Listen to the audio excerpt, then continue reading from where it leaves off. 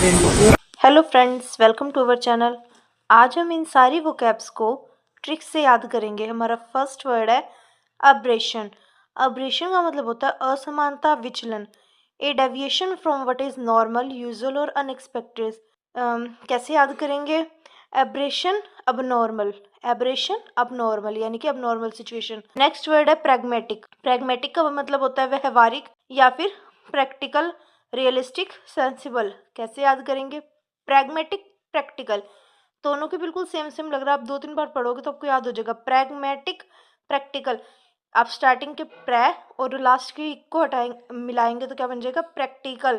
Pragmatic, practical, pragmatic, practical. किस तरीके से याद करेंगे? प्रैग्मेटिक यानी कि प्रयाग ने मैथमेटिक्स के सम खुद प्रैक्टिकली सॉल्व करे। प्रैग्मेटिक, प्रैक्टिकल, प्रयाग ने मैथमेटिक के सम खुद प्रैक्टिकली सॉल्व करे। थर्ड वर्ड है स्क्रूटिनी। स्क्रूटिनी का मतलब आप सबको पता है, जांच होता है। नहीं तो आप इसको एक तरीके से और भी कर सकते हैं। स्क्रू और टीन यानी तीन तीन स्क्रू की क्या हो रही है? जांच हो रही है। स्क्रूटिनी, तीन स्क्रू की जांच। कैटलिस्टिक। कैटलिस्टिक का मतलब होता है उत्प्रेरक या परिवर्तन का कारण, यानी कि स्पीड, इंक्रीज स्पीड करना। समथिंग दैट कॉज और एक्सेलरेट्स चेंज और एक्शन।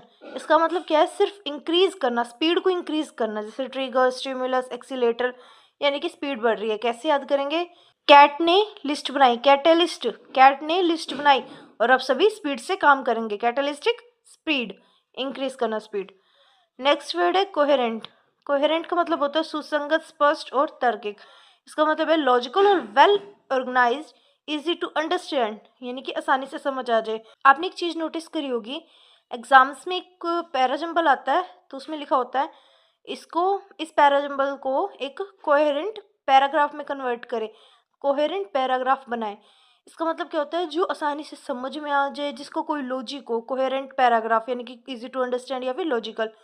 कोहेरेंट, आगे से आप जब मॉक्स दे रहे हो तो पैराग्राफ आए तो आप इसको जरूर देखना। पैराजंबल्स के बाद ये लाइन लिखी हुई है, कोहेरेंट पैराग्राफ बनाओ, इस तरीके से तो आपको याद हो जाएगा coherent, easy to understand. Thanks for watching.